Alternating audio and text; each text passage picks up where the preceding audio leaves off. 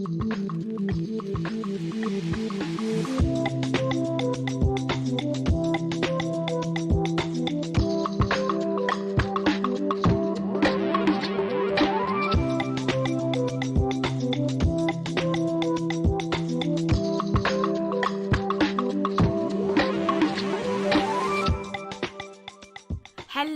and welcome to A Lovely Time, a podcast where we speak to comedians about what constitutes a perfect day. I'm Amy Gledhill and my idea of having a lovely time is a 2005 novel by Jenny Eclair called Having a Lovely Time. Addictive, says the Daily Mirror. So, my guest today is a stand-up comedian, writer, director and chief Michael Caine impersonator of the internet. It's Stuart Laws.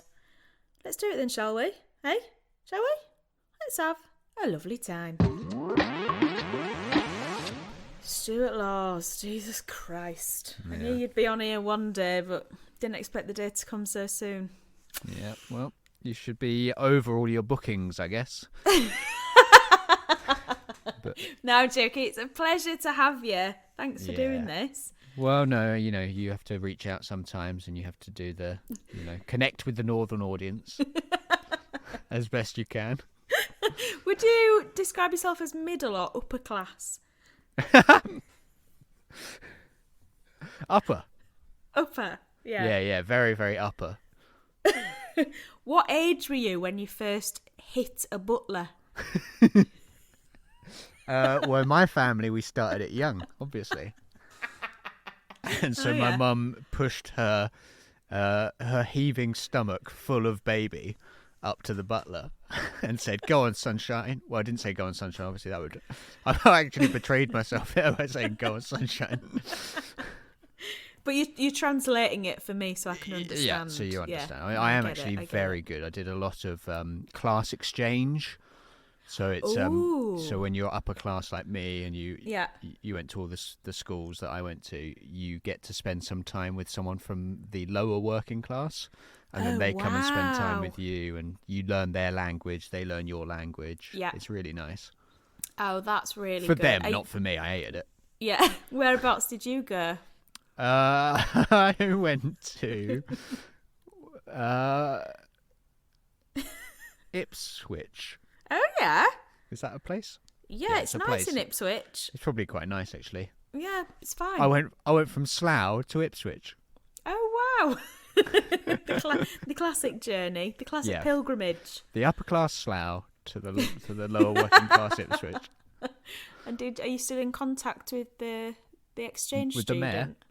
The mayor? The mayor? You swapped with the mayor, did you? Yeah. The mayor of Ipswich. Yeah. Came down. Yeah, still in touch. They obviously they sold the chains because they got a taste of the upper class life. How old was the mayor? And how old were you? 39. 39. And how old were you? I was 7 at the time. Yeah, that's just normal, is it? Is that what upper class people do? That's just a normal... Yeah, so I lived with their wife and I had to be a dad to some delightful teenagers. Have you been on wife swap? I was on wife swap, sorry. That's it, there we go. I was on wife swap. Yeah, it is confusing. Yeah. I get you. Oh, well, here we are with Stuart Laws off of wife swap. I didn't have a wife as well. I don't know why they let me on the show. No, it seems mad to me. But yeah. When you're working in the upper class circles, you can get on anything. Exactly. Just goes to What's show. the most upper class thing you've done? That is a good question. I have had dinner with the mayor of Slough once, and this is what... No, you haven't. Yeah. Oh, yeah. Okay, now. So when I was younger, we used to make films for schools around Slough. That used to be how we made a bit of coin. Okay, yeah. And one of them, I think it was actually the day, it was the 7th of July, 2004 or 5, 2005, when the bombings happened. Yeah. And we were at, that's just a little bit of flavour, it's not relevant to it. Okay. And I was sat at the mayor's table, and how old would I have been? Like 20. just ended up at the mayor's table at this weird dinner that we were filming at, just because there were no other spaces for the dinner for us to sit anywhere. So they were like, come have a sit here. Pretty special, right? That is. Did you touch their chains? I didn't touch the chains, but I did suggest that we all got a hot tub that evening. I really wanted to just sit in a hot tub with the mayor of Slough. Oh my God. That's an Instagram post and a half, isn't it? Yeah. Bloody hell. What a hashtag. That's the most upper class thing I've done. I went on a cruise. Whoa. Just before lockdown. Yeah. And it's brilliant. I went on a cruise around the Caribbean. And I think I was certainly the youngest person on the cruise. And I think with the lowest income. Yeah. And that felt very upper class. I kind of enjoyed feeling like the scum, and because it was so hot, and because of the appropriate clothing I was wearing for the heat, I remember walking through the breakfast bar. It was a dress, but I wasn't wearing a bra with the dress because it was too hot. Yeah. And I remember a lot of sort of geriatric men being like nipped by their wives for looking, and I was like, oh my God, I'm the totty, I'm the ship's totty. I've never been the totty before, but it's only because I was about 40 years younger than everyone else. I was like the hot piece of ass. Yeah. How'd it feel? Was it nice to just spend, how long was it, a couple of weeks just being objectified? It was a couple of weeks. Yeah, I think it's kind of good for your self-esteem to be objectified for like 2 weeks of a year. In quite like an unthreatening way, I guess. Oh yeah, they weren't going to do anything. Yeah. I wasn't going to do anything, but I felt on top of the world. Yeah. You were lapping it up. I started wearing less and less. Just held myself to bits of fruit and yogurt with like nothing on, but a bit of lipstick and a cheeky smile. Yeah, so it was yeah, I mean, I am of course against objectification in general, but why are you shaking your head? And taking your clothes off. I'm not. I'm sat in knitwear. I'm in knitwear and pyjama bottoms. Nice. Okay, welcome to a lovely time. It's not how I usually start with a story about objectification, but here we are. It was lovely. Did you have a lovely time? Hearing that story, I did. Okay, oh, that's good. All right, Yeah. Good. Well, then it's a good start. I'd like to hear about a lovely time you've had, please. A lovely time you've had in real life. Well, I guess my holiday that I did this year was to go down to Cornwall. Ooh. Yeah, nice. But this does tie in with that class thing. Is I realized it was just a big house with a bunch of people, and what I realized was I was the only person at that thing that hadn't gone to private school. You hadn't gone to private school, and I felt like the scum. Is what you're saying, oh. And it was. And someone was talking about like when they went to Eton that they had to wear like a wing collar or something like that, and that was the name of the collar on their shirt. But I heard it as a winkle collar, and I was like, "What's a winkle collar?" Excuse me, governor. Please explain for the thicko. But that was nice to sort of, for once to not be the smartest person in the room, Oh wow. Well, it doesn't mean you're not the smartest just because you didn't go to an incredible school. No, I definitely wasn't the smartest. Well, you're not. Oh. Hearing some of the shit they were chatting about, I could. Yeah, not but you know what? They're not emotionally and socially smart if they're making somebody in the room feel like that. Oh, that's true. So, just think about that. I can't believe they did a 3-day yelling at me for saying winkle collar. Winkle collar. But that was a lovely time. Yeah, that does sound lovely. No. Now you've put it like that. And that's a lovely time you've had. God, I'd hate to hear a sad time.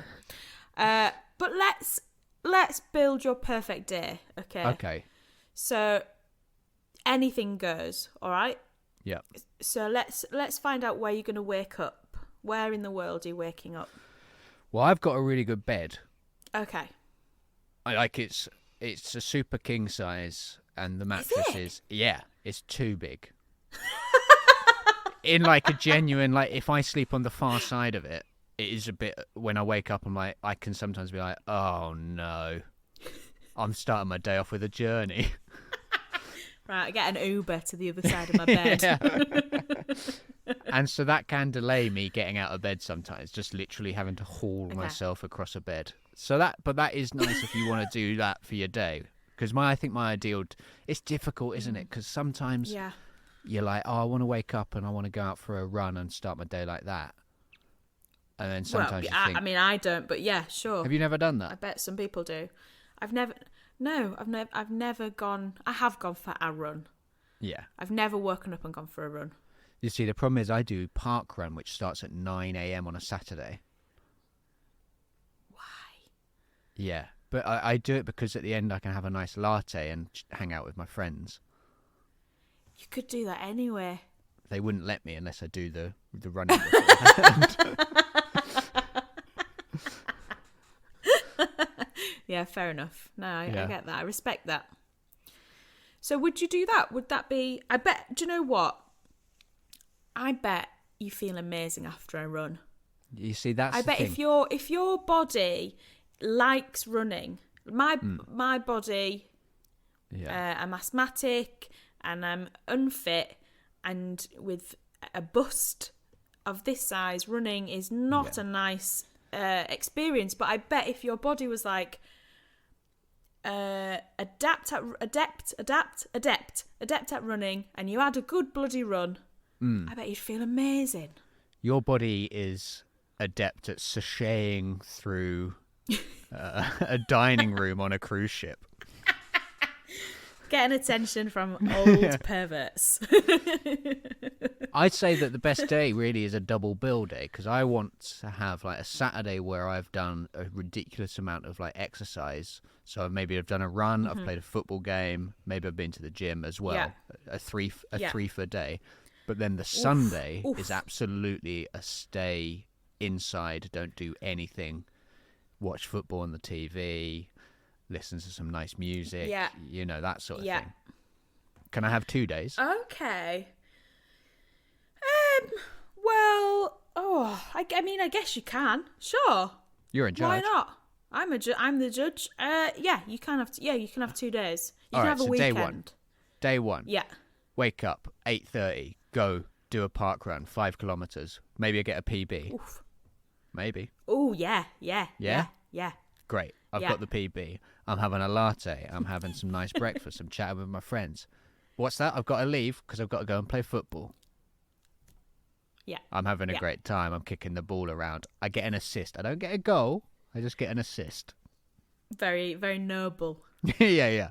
Because people then are talking like, you know what? Stuart's actually the real engine room of this team.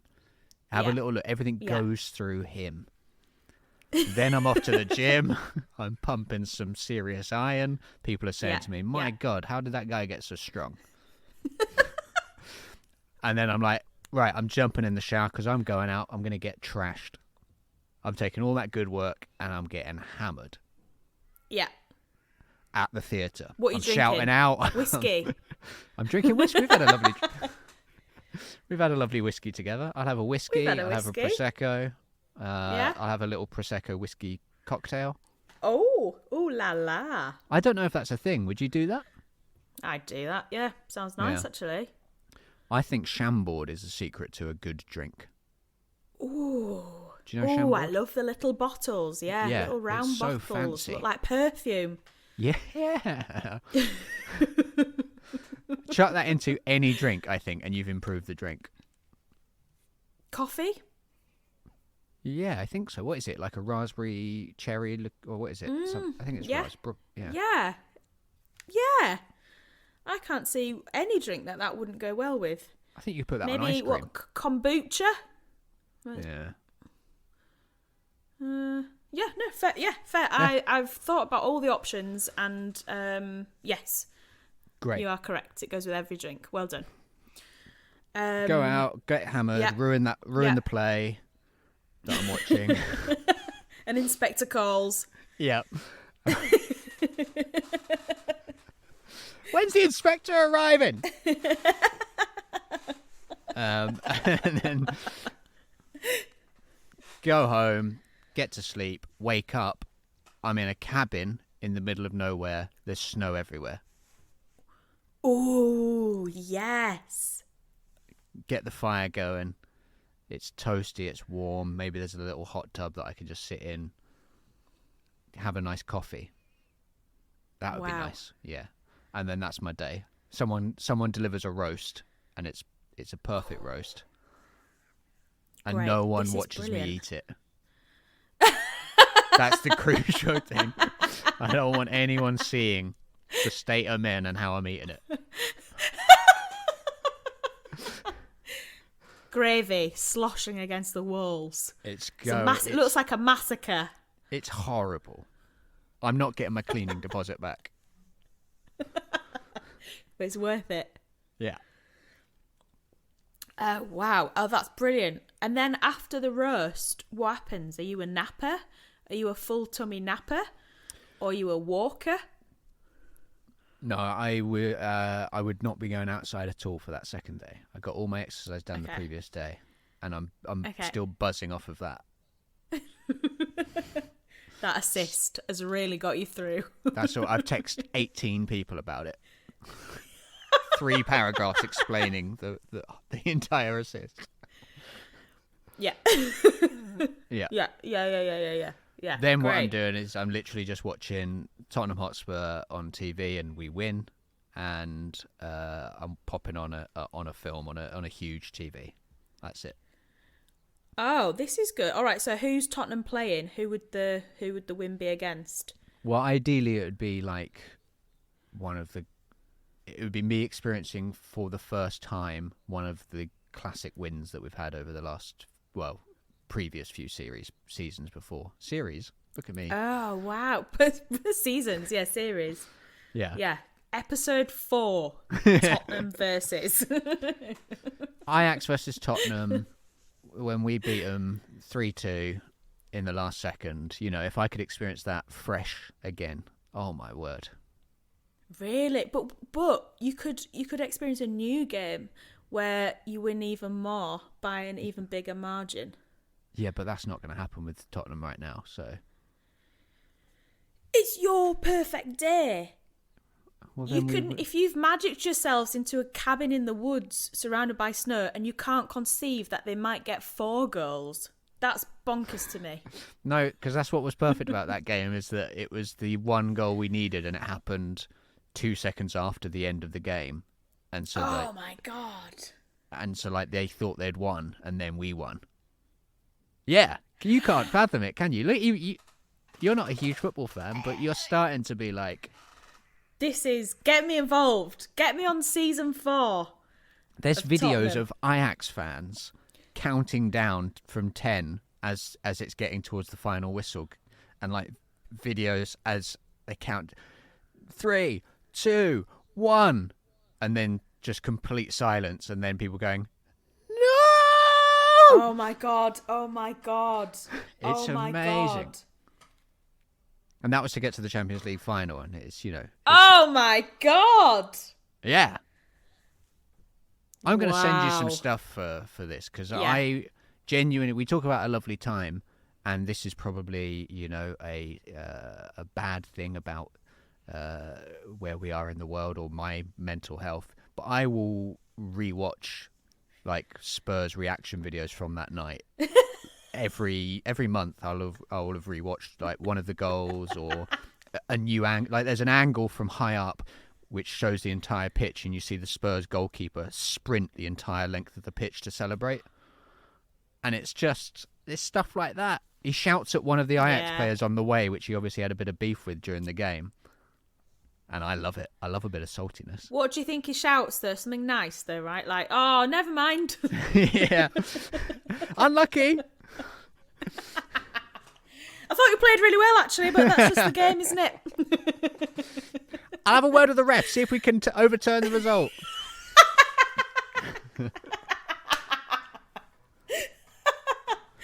Oh, favourite team. You're my favourite team. I logged £10 on you. He's French, so it'd be a different accent. Yeah, but let's not do it. No. That's really nice. Sometimes if I need a bit of a pick me up and I go to YouTube, I'm not proud of this because I don't enjoy things being too twee. Yes. But I really like videos of piglets getting a bath. Which is it's so cute, it's gross, but a happy piglet it just is. See, we all have our different things. I'll send you that. You can send me the count. I want to see specifically the countdown. Yeah. Because that's, for some people, will be one of the worst moments of their lives. Yeah, and then I can find them people and send them videos of piglets in the bath. Yeah, be like, don't worry. To be fair, though, Ajax are now doing quite well and Spurs are doing very badly, so I guess they've had the last laugh. But that's the good thing about football. There's never a last laugh, is there? There's never a last laugh. There's just everyone has a chuckle now and again. Yeah. No one's having the last laugh. Unlike with us in comedy, there'll be one day when someone will have laughed the last laugh at Delightful Sausage. Oh, God. That's horrible, isn't it? Oh, my God. Actually, it might be elongated now because of, like, streaming services and things like that. Yeah, but even then, even in the future, I mean, I don't want to think about this, but in the future, there's going to be a time when people, I just don't ever watch The Delightful Sausage again. Yeah. Have you seen the film Coco? No, I've not. It's a beautiful Pixar film, but it's to do with like the Day of the Dead stuff in Mexico and to do with like the afterlife, and about how you die. Maybe I'm butchering this, but like you die twice. The time when your body dies, but then the second time is when the last person who remembers you dies, and then that's when your soul disappears forever, or into the crosses over. Look at how upset you are. That's so upsetting. So, like, when do you think the last laugh? Well, actually, yeah. When do you think the last laugh you'll get? How old do you think you'll be, or like how many years before death? Oh, I think I'm going to be very funny. Yeah. Right up until the minute I go. Yeah. So you think that's you think like a week off of your 42nd birthday, you'll still be getting big laughs. I think, for my 37th birthday, I'm still going to be getting the odd little titter from all the nurses surrounding me and the police officers. I think they'll be wryly smiling at least. Yeah. This is the funniest murder we ever saw. Congratulations. She must have really hated, what was his name? Stuart Laws. Yeah, she must have really had a beef with him. When do you think you're going to get your last laugh? Have you had a laugh? Oh, I'm joking. Obviously, I've been laughing at you. Oh, yeah, consistently during this. So, I think that the last 10 years I won't get a laugh. No, don't be stupid. Well, right. So who am I going to know though in my last 10 years? I'm not having kids, so it's going to be like a case of friends. Yeah. But we know about old men and keeping friends. They're not very good at having friends, They're not very good at it, no. So I reckon the last 10 years are going to be barren. I'll be fucking lots. How are you going to be fucking if you're not making your partners laugh? Because at that age, it's all about whether or not you can still maintain. And so you're just going to be walking around a nursing home with an erection and a frown? No, with the potential energy of an erection. Okay, so sure. There's people looking at me thinking, that guy's got the energy of someone who's got potential wood. Wow. That man has the ability to get Viagra prescribed. He is the one for me. Okay, yeah, sure. Yeah. But you're not going to have made anybody laugh for 10 years. No. People laugh all the time, and you think you can go 10 years? That'd be hard to go for 10 years without making somebody laugh. I'm a deeply unfunny person.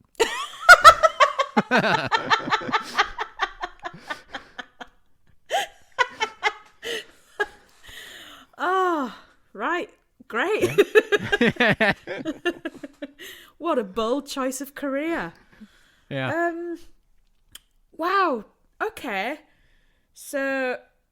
Okay. Well, when do you think the last time that you'll kiss someone? Oh. Do you think that will be? You think you'll make someone laugh closer to death than you will kiss someone?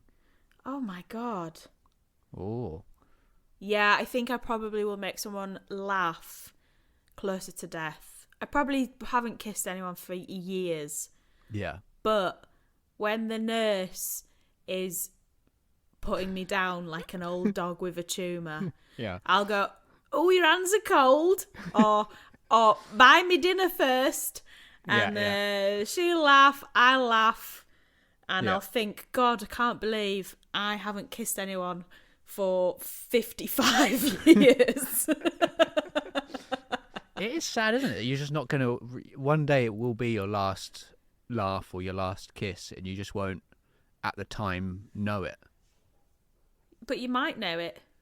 Oh, yeah, that's you true. you might decide never to kiss anyone again.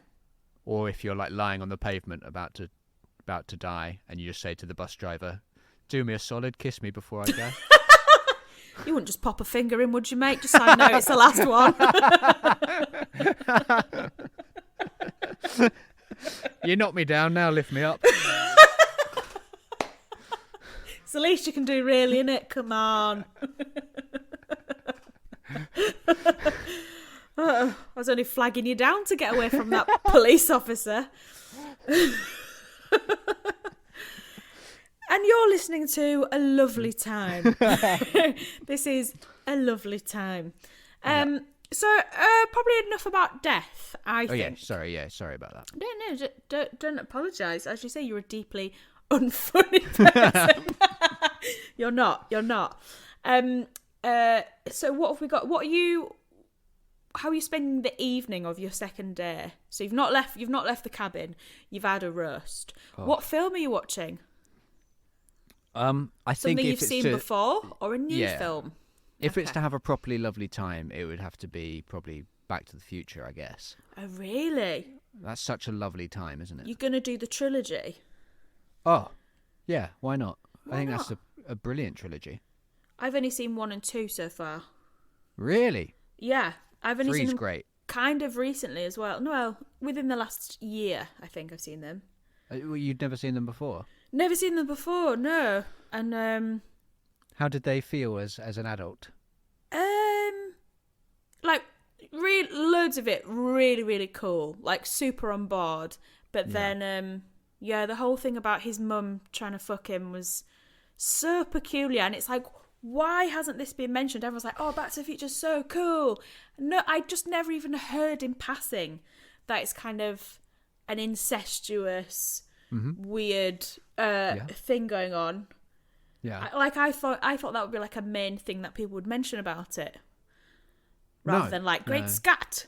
They'd go, "Oh, the one where he almost gets fucked by his mum." That's like a huge thing. Do you not think that adds a real frisson to it?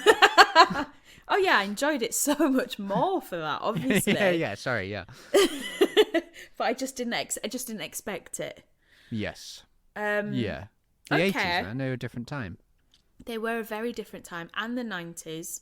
I feel like 90s films now have dated so much when you watch them. Their depiction of women is, even just the way that they're shot, like as soon as you see it, you go, "Oh, it's a 90s film." Do you know what I mean? Oh, absolutely. And it's hard. It's sort of like become hard to watch them because they just feel like, "Oh no, what's that? Why are you doing it like that?" And so when you do, when one comes along with like a good female character, it's genuinely like, well, what the hell is this? Yeah, What's going on here? I know, this is incredible. Yeah. Yeah, absolutely baffled. And I haven't seen a lot of classic films, so I'm trying to like rectify that. And I think some of them I should just not see because it's just like, oh no, this is like it's a beloved film, but I feel like it's a bit. I mean, it's absolutely great that you don't have to watch any Woody Allen films now. Because there's so many of them. That guy made a lot of movies. It's what he's known for, isn't it, in a way? Yeah, he's one of the two things he's known for. One of the top two, definitely. But to be able to just go, oh, cool, I don't have to watch those now. Yeah. It's sort of, it's a relief. It is a relief, yeah, because that was weighing down on me. Like, when am I going to have to do all that? Yeah. God, that's a lot. I've not seen any Roman Polanski films, I don't think. Well, what a relief. Yeah, so, again, off my list. Brilliant. Yeah. Just sort of waiting for other people to come out as perverts Spielberg. and paedophiles. Yeah. Oh, thank God. E.T. didn't have to be rewatched. Freed up 2 hours of my Christmas. How would your night end, Stuart Laws? I think it'd be with a lovely shower, very very hot shower, because I like to go to bed clean. Oh, that's important. upper class. I like to climb into bed feeling crispy clean. Ooh, clean sheets as well. Yeah, really lovely clean sheets, soft clean sheets. Ooh. Feel like a little clean piglet wrapped up in the duvet. So Stuart's in bed. He's clean. He's a happy little clean piglet in his massive, too big bed. Oh my God! Yeah, I've made the journey to the far side of the bed. Yeah. Oh, that. What temperature are you? What temperature do you like to sleep at? I don't think if anyone ever asked anyone this before. Well, apparently you're supposed to have a 1 degree body temperature drop, aren't you? That helps you get to sleep. And so that's why a bath before you go to sleep is really good, because it heats your body up. And then when you get into bed, your body cools down, and then your brain goes, oh, it's time to sleep. Oh, that's interesting. So that's why you shouldn't turn on your heating and everything and try and get all warm when you climb into bed. Actually, it's better to just let your body cool down a bit. There we go. Science there from Dr. Laws. Well. During the lockdown stuff, I would really like. I did quite a lot where I'd listen to an album. I'd do it on the Sunday, so I tried to make sure I tried to keep a regular week, sort of as much as I could, retain that schedule. But on the Sunday, I would do have a nice lie-in. I'd make myself a nice coffee, and then I'd listen to a new album in bed. Ooh. And that was really nice. You just get to experience it, like a new album each week, but also you didn't wake up too quickly. It was all very calm, and I don't like waking up, so I like to ease into the day as much as I can. Oh, that's nice. And yet you go for a run at 9 a.m. on a Saturday morning. Yeah, I feel like that's good for my brain, though, to sort of force it to be like every now and then be like, come on now. Come on now. Come on, mate. Well, Come on, mate. Come on. Pop your new shoes on. Go for a run. Come on, mate. Do you listen to music while you're running? Or podcasts? Yeah. Or what do you do? Music, because podcasts, it depends. This is what I also used to do on the Sundays. I used to really like going for like a 10-15 kilometer run. So like run for like, like an hour to an hour and a half. Oof. In like proper summer. So it's really hot. You're really sweating, and listen to a podcast that takes about that length of time. Oh, wow. That's nice. I got to explore my local area. It felt very nice. You're not running very fast, so you're not like really out of breath. You're just sort of having a little like slow explore, and then get back and weigh myself and realize really? that I was just interested how much I would lose in a run, and I lost 2.3 kilograms in one run once. That's obscene, isn't it? That's all water weight. That's how much you've sweated. Yeah, it must have been, right? That's insane. I didn't have to go to the loo halfway around. That's how much So if you ran for like a week and a half, non-stop, you'd I disappear. could get down to baby weight. You'd be piglet size. And then I'd get back down to my then lowest I'd give weight you a bath. Film it, put it on YouTube, give a lot of people a lot of happiness. Yeah. Great. Thank you for coming on. A lovely time, Stu. What's weird is there was no edit point there, but it sounded like an edit point. You know, when you're editing and you've got to be like, oh, I need to include that non-verbal utterance or that there to make it sound like this naturally flows on. Yeah. No, just a little pause into the ending. Like a professional. Like a bloody professional. But genuinely, thank you. There's another edit point right there. It's like, what are they cutting out? If this is what they've left in, what are they cutting out? I've had a lovely time. Have you had a lovely time? I've had a lovely time, thank you. Just trying to make it sound. Yeah. Yeah. I have had a lovely time. I have had a very nice time. Oh, that's actually good. I like all the questions that weren't asked. I just I think I probably derailed it. You derailed it, and that's sort of the nature of this podcast. I think, and that's the beauty of it. There we go. Yeah. There we go. And you've got your Soho show on the 19th and 20th of November. 9:15. So what you do is you come down to London's glittering West End to watch Stuart Laws do his show for an hour, and then you pop straight out to the bloody clubs and the karaoke bars and the Nando's, and you have the time of your life. This is great. Yeah. I'd love to say I'd be there, but probably not. You're not going to be, are you? I might be. Not for you. It's not for you, is it? No, it's not your sort of thing. No, I won't get all your posh jokes and your big long words. You know what it's like when you're boiling a swan? Exactly. Yeah, not for me. So yeah, that's it. Thank you for being on a lovely time, Stuart Laws. Thanks for having me. It has been quite a torturous year waiting to be thinking, like, when will I be asked?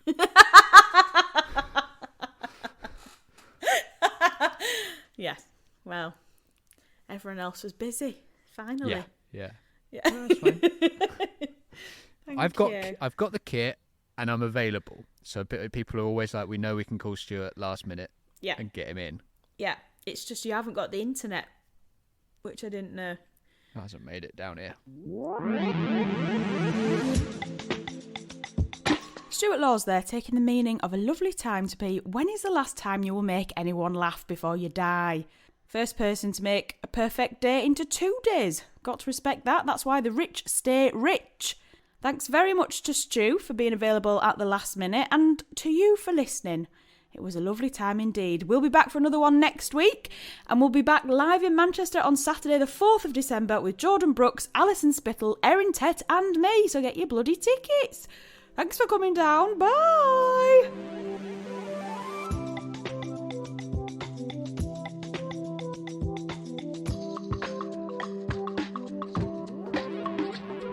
This podcast is made by A Lovely Time Productions and hosted by Amy Gledhill, with music by Jack Evans.